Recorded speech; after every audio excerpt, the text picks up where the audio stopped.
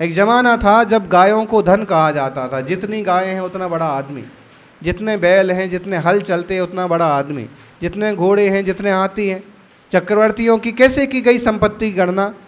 कोटि 18 घोड़े, 84 लाख धनवान है, इतने रत्न हैं, इतने हार हैं, इतने मोती है। लेकिन जब संतोष रूपी धन जीवन में आता है तो सारा धन फीका मालूम पड़ता है। और तीर्थंकर और चक्रवर्ती जैसे महापुरुष भी सब छोड़ करके जरत्रणामिवा भवत, हे अरहनाथ भगवान, जब आपको वैराग्य हुआ, जब आप मुनि मार्ग पर चलने को तैयार हुए, तब सारी संपत्तियां आपको सड़े हुए तिनके के समान हो गईं। और जब ऐसा संतोष भाव, ऐसा विरक्तता का भाव आता है तो जीवन में आनंद आता है। वास्तव में मुनि ही सुखी हैं, मुनि ही गुणी हैं, इसलिए मुनियों की प्रशंसा की जाती है। 2 छंद हैं, 2 श्लोक हैं जिनमें मुनि राजों के गुणों की प्रशंसा की है।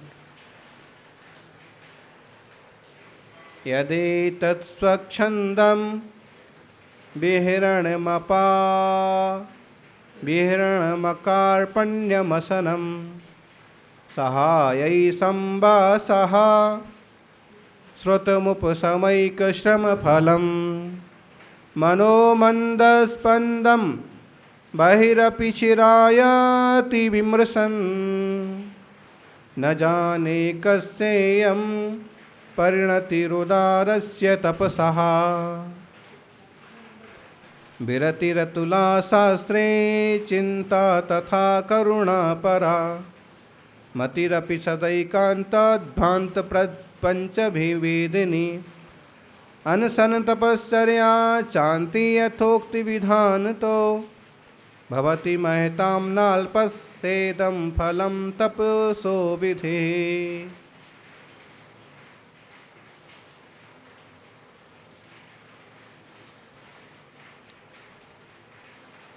धन्य हैं वे मुनिराज जो अत्यंत स्वाधीन विहार करते हैं, जिन्हें किसी की पराधीनता नहीं है, अपनी इंद्रियों की भी जिन्हें पराधीनता नहीं है। मुनियों की क्या महिमा कही जाए। दीनता रहित भोजन करते हैं, मांगते नहीं हैं। विधि लेके जाएंगे, योग बन गया, पड़गान हो गया तो आहार करेंगे, ना हो गया तो उपवास करेंगे।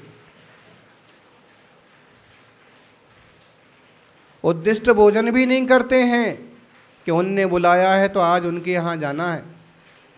हमने उनको कहा था जलेबी बनाना, नमकीन बनाना, तो उनने बनाया होगा, आज हम उनके यहाँ जाएंगे। ऐसे होता है? अरे मुनिराज तो छोड़ो, क्षुल्लक जी भी ऐसा नहीं करते। 10वीं प्रतिमाधारी। फिर धन्य है मुनियों की तो महिमा क्या कहें। दीनता रहित भोजन करते हैं, जंगल में वास करते हैं, मुनियों के संग में रहते हैं। उनके मन का वेग अत्यंत मंद हो गया है, मन की चंचलता नहीं है, मन शांत हो गया है। और परम शांत को जिनने प्राप्त किया है, आत्म विचार में लीन रहते हैं। कभी कभी बाहरी क्रियाएं जो मूल गुण के अंतर्गत होती हैं वो करते हैं, ऐसी उनकी उदार वृत्ति परम दशा होती है। मुनिराजों की दशा कैसी होती है, कैसी होना चाहिए, उसका विवेचन है। अतुल वैराग्य, शास्त्र का चिंतवन, सर्वोत्कृष्ट जीव दया, किसी भी नए के हट का आग्रह नहीं, किसी भी नए का पक्ष नहीं। एकांतवाद का पक्ष नहीं लेते हैं, एकांतवाद रूपी अंधकार को नष्ट करते हैं और शास्त्रोक्त विधि से उपवास आदि करके जो समाधि मरण करते हैं, ऐसी क्रियाएं सत्पुरुषों के ही होती हैं। और यह महातप है, ये थोड़ा तप नहीं है, महान तप का फल है। जो आज साधना के क्षेत्र में उतरे हैं, मुनिराज आदि की अवस्था को प्राप्त कर लिए हैं, ये जीव दुर्भागी नहीं है। नहीं तो कोई ऐसा सोचने लग जाए कि कैसा दुर्भाग्य है कि इनके पास वस्त्र भी नहीं है, भोजन भी नहीं है, रहने को घर भी नहीं है, कोई रिश्तेदार भी नहीं है, कोई व्यवस्थापक भी नहीं है। दुर्भाग्य नहीं है, ना तो वे खुद अपने को दुर्भागी समझते हैं और ना उन्हें कोई और दुर्भाग्यशाली समझे। अगर कोई समझे तो ये उसकी अपनी मूर्खता है। क्यों? क्योंकि यह उनकी परम उदार अदैन्य वृत्ति है, यह उनका अपना मोक्ष मार्ग का संकल्प है। कभी भी दीनता नहीं करना क्षुल्लक जी। क्या हमें तो कोई शोधन करने ही वाला नहीं है, हमें तो कोई देखने ही वाला नहीं आता है, हमारी तो भैयावृत्ति करने वाला कोई नहीं आता है, हमें तो 4-4 दिन हो गए कोई पूछता ही नहीं है। हमने खुद वो व्रत स्वीकार किए, गुरुदेव की आज्ञा से हमें वो व्रतों की संपत्ति मिली है, हम उसे आनंद से पालन करेंगे। हैं? वो नहीं आएंगे तो आहार नहीं होगा। कुछ कुछ व्रती लोग भी ऐसे होते हैं, छोटी बुद्धि वाले, क्या कहा अमुक नहीं आया, आज आहार बराबर नहीं हुआ, तुम तो थे ही नहीं। अब देखो तुम नहीं थे तो अंतरा हो गया ना। अरे किसी की क्या गरज करना, भाग्य तुम्हारा है, अंतराय का उदय तुम्हारा है, अंतराय का उदय नहीं भी तुम्हारा है। इनके आ जाने के उनके ना आने से क्या हो रहा है? और दुनिया में 1-2-4 लोगों से ही क्यों राग करना? जो आ गया उसी में ठीक, जो नहीं आया उसमें ठीक।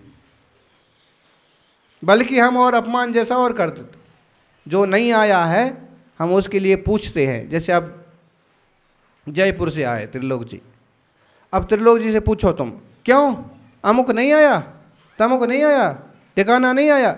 अरे तुमको क्या लेना देना, जो आया है उसको तो पूछ लो कि भाई ठीक है धर्म ध्यान अच्छे से चल रहा। अब तुम उल्टा उल्टा और पूछ पूछ करके उसका एक तरह से तिरस्कार कर रहे। अब एक बार ये भी सोच सकता है कि हम आए तो हमको तो पूछ लो कि हम कैसे आए हैं और हम कैसे व्रतों का पालन कर रहे हैं, हमारा धर्म ध्यान बराबर। लेकिन ये लोग ना ये चूक बहुत लोग करते हैं। बिल्कुल आप देखे तो आप अच्छा आपको तो हाँ हाँ हाँ, फिर वो नहीं आया, ये नहीं आया, अरे ये आओ वो आओ, इससे क्या फर्क पड़ता है? जो आया है जरा उसको ही प्रेम से आशीर्वाद दे दो कि भैया बहुत अच्छे हो और आप भक्ति करते हो, सेवा करते हो, बहुत अच्छा गुण है आपका।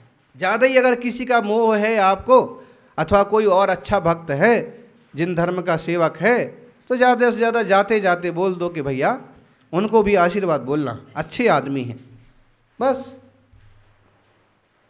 बाकी मुनि तो ये सब हिसाब किताब भी रखते नहीं हैं। सज्जनों, मुनियों की महिमा अद्भुत है। किसी की पराधीनता नहीं, न स्थान की पराधीनता, न व्यक्ति की पराधीनता, न वस्तु की पराधीनता, न भोजन की पराधीनता, न किसी किताब कापी की भी पराधीनता नहीं।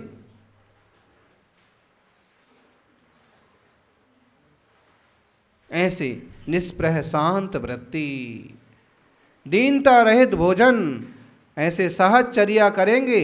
जब तक निरंतराय आहार होता रहा तो आहार करेंगे, अगर कुछ अंतराय आ गया तो हैं।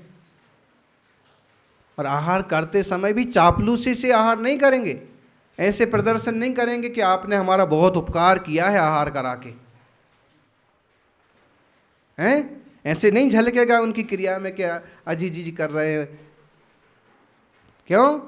दीनता से थोड़ी है, अपनी विधि से आए हैं, पड़गान हुआ है, चर्या कर रहे हैं। कोई भोला भाला श्रावक अगर सोचने लग जाए कि हम उपकार कर रहे हैं, उपकार हो रहा है उनका, क्योंकि वो अच्छे से चर्या करेंगे, आहार करेंगे तो तपस्या आदि की वृद्धि होगी, उनका उपकार हो रहा है, और तुम्हारा भी आपो आप पुण्य रूप उपकार हो रहा है। लेकिन अगर तुम सोच सोच करके बोल बोल के करोगे, महाराज हम ना चौका लगाते तो आज क्या होता आपका, अरे भाई ना लगाते तो मालूम पड़ता ना क्या होता, तूने लगाए क्यों हैं? भोले भंडारी रहते हैं और क्या बोले हैं। कभी कभी बड़े पढ़े लिखे और बड़े धन वाले भी ऐसी छिछली बातें सोचने लगते हैं, करने लगते हैं। करना पड़ेगा, अब क्या करें, सब जने कर रहे हैं तो अपने को भी एक दो दिन तो करना पड़ेगा। अब इसका मतलब क्या है, क्या फल मिलेगा? मुनियों की वृत्ति तो अदैन्य वृत्ति है, दीनता नहीं। और 2-3 अंतराय हो गए तो अब चौके में ऐसे जा रहे हैं एकदम मरे मरे। अरे 2-3 अंतराय हो गए तो दीनता से, वृत्ति तो वही होना चाहिए, सहज वृत्ति, सिंह वृत्ति, और वहां आहार करो शांति से। अब अच्छे से भी आहार हो जाए तो बस प्रसन्नता से आशीर्वाद दो, चलते बन। उसके गीत गाते मत बैठो, 4-5 दिन से अंतराय था ये तो तुमने बहुत अच्छे से आहार करा दिया, आज तुम ना होते तो आज भी अंतराय हो जाता, हे भगवान बड़ी तकलीफ होती। फिर ये साधु के वृत्ति के लक्षण नहीं है। और जो पड़ गया है उसके यहाँ जाओ, किसी के यहाँ 6 महीने से नहीं हुआ मत हो, उसने पड़गाहा नहीं, आपकी विधि नहीं मिली, योग नहीं बिना, तो ऐसा नहीं कि इसने पड़ गया और उसके यहाँ तो महीने भर से नहीं हुआ, उठे और चल दिए। अरे ये थोड़ी होता है। हाँ ये जरूर है कि कोई भावुक श्रावक और उसके यहाँ कोई साधु नहीं पहुँचे हैं, अब उसको दुख ना हो और विकल्प ना हो और यहाँ 2-3 साधु हैं तो करुणा बस भले चले जाओ कि वहाँ देखते हैं, बन जाएगी विधि तो पड़क जाएंगे, मिल जाएगा एक तो चले जाएंगे अंदर। वाह, वो करुणा वृत्ति कदाचित हो सकती है, दीनता की वृत्ति नहीं हो सकती। भी कोई धन नहीं चाहते हैं, कोई वस्तुएं नहीं चाहते हैं, अगर कभी लक्ष्य में रहता भी है तो यही रहता है कि इन लोगों से धर्म का प्रभावना होती रहे, इन लोगों से तीर्थों का जीर्णोद्धार होता रहे, इन लोगों से संघों की सेवा होती रहे, बस ज़्यादा से ज़्यादा ऐसी कोई धार्मिक भावना होती।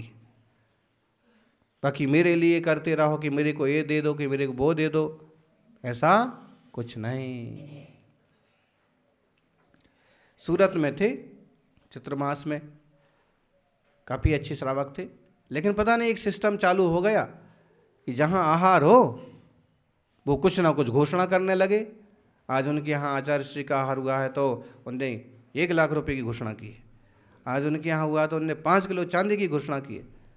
एकदम हमने कहा भैया ये चल क्या रहा, हमारा आहार कहीं भी हो कोई घोषणा की जरूरत नहीं है, उसकी इच्छा हो तो अपने हिसाब से संस्था को दे के जाए, उसमें मेरा नाम जोड़ करके बोलने की जरूरत नहीं है। अच्छा इसी निमित्त से उसकी खुशी है तो कुछ भी बोल के देवे, लेकिन ऐसा अनाउंस करने की जरूरत नहीं है, मेरे तो इस कुछ चाहिए नहीं।